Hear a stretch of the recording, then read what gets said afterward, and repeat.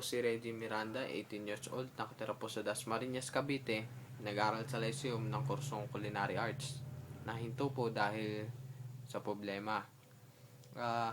Nagtrabaho po ako bilang bagger sa Save More sa Ditran. Ngayon, endo na ako.